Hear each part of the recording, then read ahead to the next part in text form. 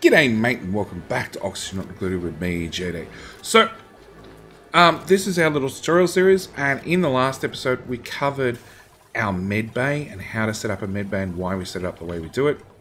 We also quickly recapped plumbing and the way priority pipes work, along with setting up more oxygen and hopefully having it being delivered more efficiently with a drip pipe that'll feed our terrariums the clean water they need. But yeah, all that was covered in the last episode. Up in the top right hand corner you should find a link to the last episode if you missed it, along with down the description somewhere. You should also find a playlist if you want to watch the whole series and follow each episode of the tutorial as we're going. So we are running with a couple of things. We are running with a sandbox mode enabled, not that we've had to use it yet. But we're also running with debug mode on, so we can jump in and get stuff done in a real hurry. This episode, we're actually going to cover smart batteries, because at the moment we've been filling up this generator and basically fully charging 3 batteries, and then hoping that it doesn't get filled up again until the batteries get used up enough. And at the moment, honestly, we're just not using that much power. We're using a little bit for our sieve to turn our polluted water into grey water. We're using a little bit for our pump to pump water into our water drip system, what's not being fed by the grey water system from the water sieve. That's pretty much... Oh, and we're using a little bit for cooking, but not a lot. But we are going to want more power as the game continues, so we really need to look at a more efficient way of making power. So, first thing we're going to do is we're going to turn on the creative mode, and we're going to literally just dig out a room, because we're going to need more rooms. And if I dig that out, yep, oops. That was dangerous. Okay, maybe a little bit too vigorous with the creative mode. So, we're going to put in tiles right across this room. B to copy. And we're going to dig that one out as well. B, copy that into there. Okay, in the last episode, we unlocked the kiln and the rock granulator. So the kiln fires clay, which is a new item that we found that comes out of our deodorizers. So we turn sand, and we use our sand to filter out the polluted oxygen that our deodorizers and a few other things create into clay, and then we can use that clay to turn into ceramic, which is something that we're gonna need eventually. But one thing to be aware of with your kiln, it is a large fire. So it actually outputs 20,000 duplicate thermal units worth of power, which is massive. And it's not something we can deal with at this stage. We could run it in short bursts, but honestly, we need somewhere to actively cool the base prior to doing that. Because at the moment, everything's pretty happy. The only thing that's a little bit warm is the microbe musher. But temperature-wise, we're doing pretty good. We don't have any sort of cold biomes, maybe over here. We don't have any cold biomes we can sort of go dig into to put some of this hot machinery. So we need to be a little bit aware of what we're doing. The other thing that we got was the rock granulator, which produces sand from raw material, which is useless. But it also inefficiently produces refined metals from raw metal ore, which is actually the part we want. So I'm going to pop one of these over here. And at the same time, we're going to give the duplicates a little bit more to do. We're going to finally replace those tiles, because I just completely missed that they weren't replaced yet.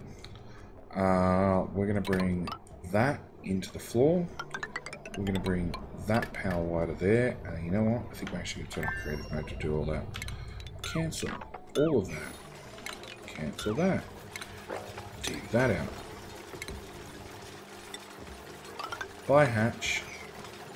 Power wire. So for neatness, we're now going to start running things through the floor wherever possible. And we'll just deconstruct those when the duplicates get to it. So, when our rock granulator is finished... Come on, come on, come on. Okay. It lets us convert all sorts of things. So we're going to convert 100 kilograms of obsidian to 100 kilograms of sand. Igneous rock to sand, sandstone to sand, copper ore to copper. At the rate of 100 kilos of copper ore gives us 50 kilos of copper. So it refines the metal, but also trashes half of that as sand. Same goes for gold. At the moment, metal ore, we have not a lot of gold, but we're going to need a little bit. I do not recommend you use copper ore, because copper ore is a finite material. We're going to get a new dupe. Why haven't we got a new dupe yet? Let's get a new dupe. So, that's who we want. So, we need a permanent miner. And somebody who comes along with +6 to digging, gives them 150% digging speed. The attack damage doesn't really matter. We're going to hopefully not have to attack too many things. But it means Hassan just became digging +6 and just got printed off the printing press and invited into the base. Which means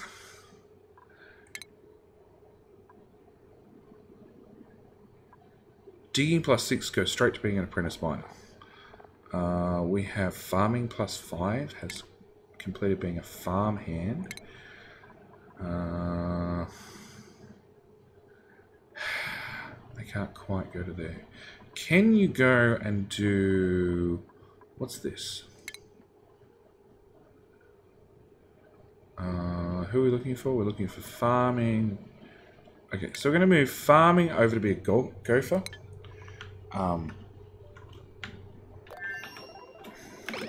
Just so they can level up on that one trait for a little bit. Okay. Okay, so as I was saying, copper ore is a finite material. And later on in the game, there are a few pieces in the game that have to be made out of copper ore.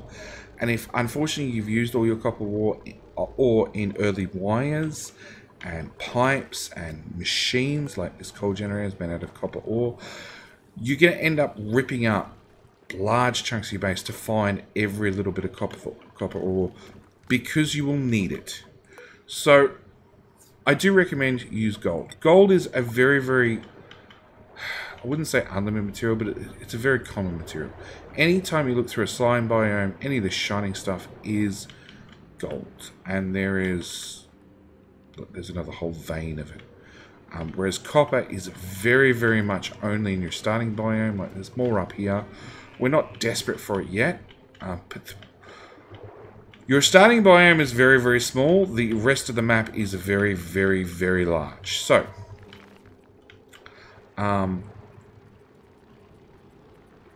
each one's 50 kilos. So I'm going to guess we need 6.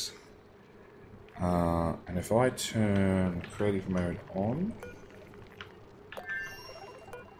and gold amalgam, and I say 6, and press enter,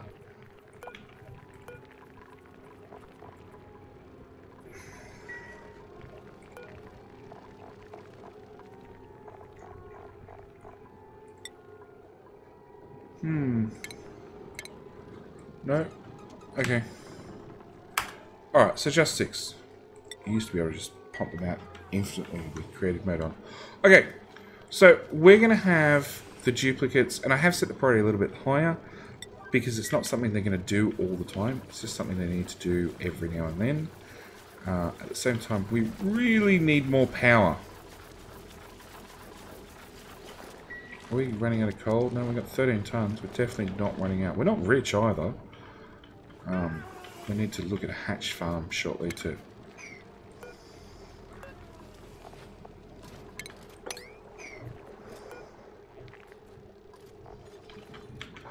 have more coal. Anyway, ranching. Are you going to come deliver?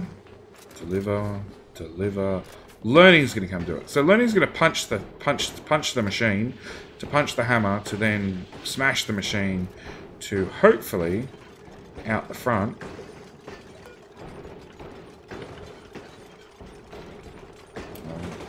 Whoop. Trying to work out what the button is for teleport stuff. Control Z. Alt Z. Nope.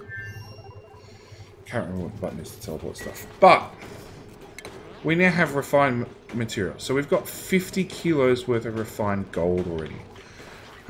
Which gives us access to start looking at the automation tab.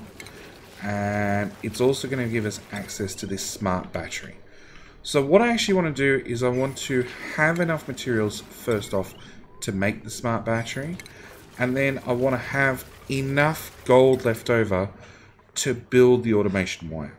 So the automation wire lets you hook up from the input or the output port from one item to the input or the output port for another item. On top of that, you can do signal switches, which is just literally a light switch. You can turn things on or off manually with a dupe. A clock sensor, which will, at a set time of the day for a set duration for a set period, either turn something on or turn something off. Gas element sensor literally checks what a gas is around the sensor. Weight plate, in theory works very, very well. Unfortunately, I found it's far too problematic in the game. There's too much chance that a dupe's going to drop something on it, or a critter will stand on it, or yeah, they're very, very, very temperamental. But power-wise, and we've got a power shutoff, which will let you cut the power according to an automation signal. So we're going to put down a smart battery, and it doesn't even have to go near our generator. It can go anywhere as long as it's plugged in the same power line. So I'm going to go to creative mode, whack that right there, go to the power mode, hook the wire up straight to there. So you can see that started charging already. At the same time, we're going to go to automation wire, and I'm going to run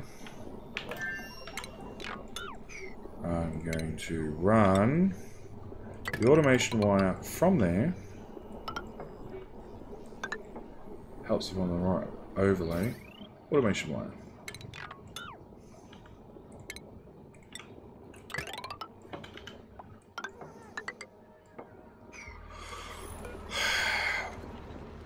So, automation overlay. So we can see that the battery has two outputs. It has an active and a standby. So if I turn this down and I say at 90%, I want you to go on standby, which is a red signal. And at 20% flat, alright, so only 20% charge left, I want you to go active. And then I run that automation into there. It now means that this coal generator will only turn on if that is the requirements in this battery.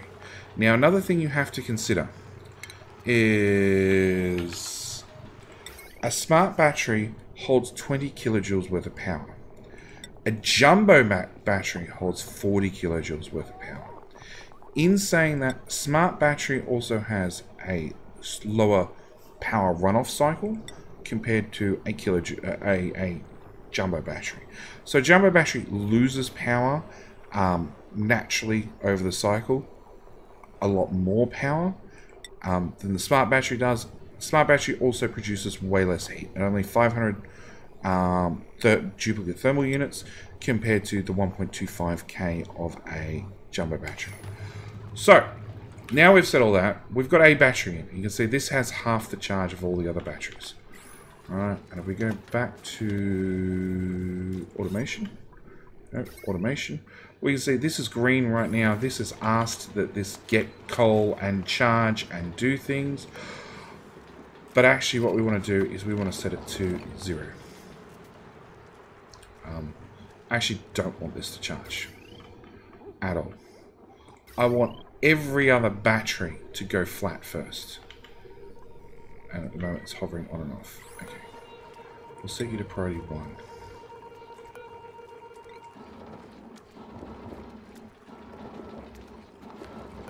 Because I really want the battery flat. I want all these batteries to be flat so I can then deconstruct them.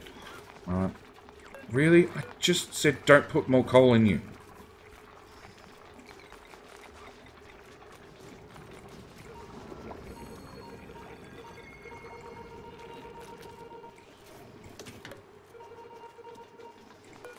Alright. Disable building. Priority 9.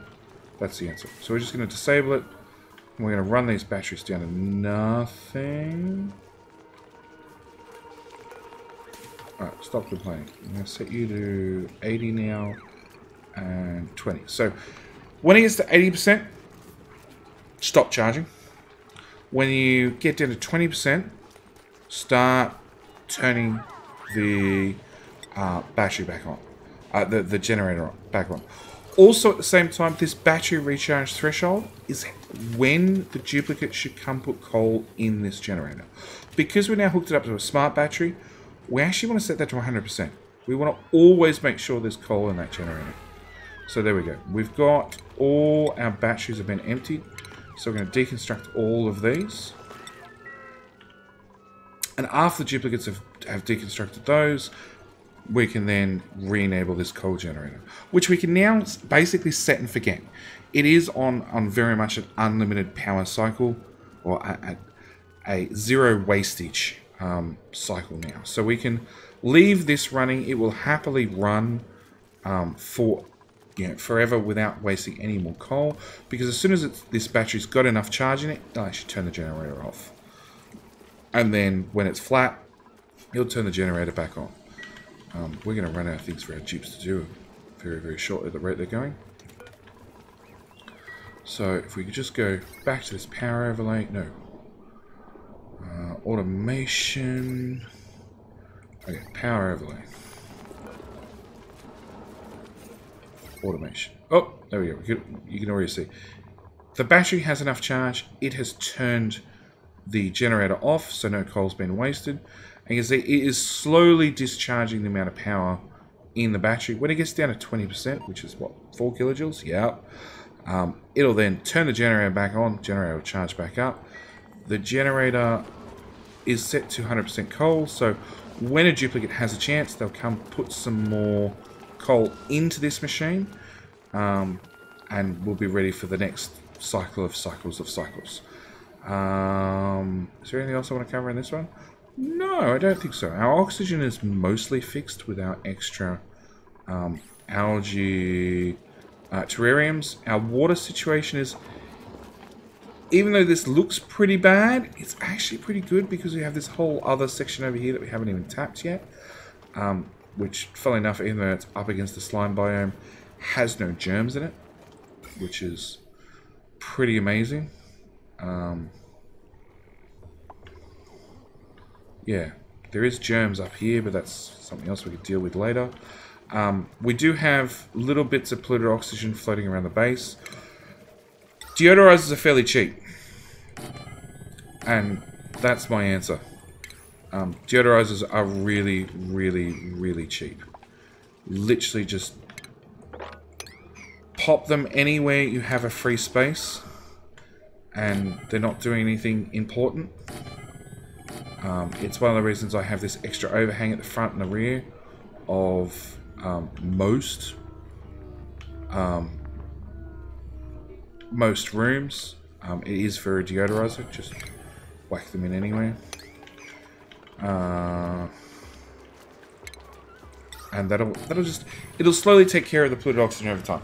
As I said, the polluted oxygen really doesn't matter unless you get slime lung in it, which is what I have right here. Because slime lung in polluted oxygen grows quite fast and quite exponentially. It turns out that, yeah, we've got polluted oxygen down here, which has migrated and touched some other bit of polluted oxygen and has caused the whole lot to spread all over the place. And as soon as it touches one bit of polluted oxygen, it just spreads. At the moment, everybody's immune system is 100%. We do have a med bay. Unfortunately, it has polluted oxygen in it, which is a separate issue. We will have to do something about that. Maybe something we'll look at in the next episode. It's either that or we need a better farm. I'm actually not sure what we're going to do in the next episode. So, you can tune in the next episode, find out what we're going to do in the next episode. I will be there for the next episode to decide what we're going to do in the next episode. And I'm going to leave it there. So, thank you guys so much for watching. Do hope you're enjoying this little tutorial series. And I'll see you in the next one. Alright, bye!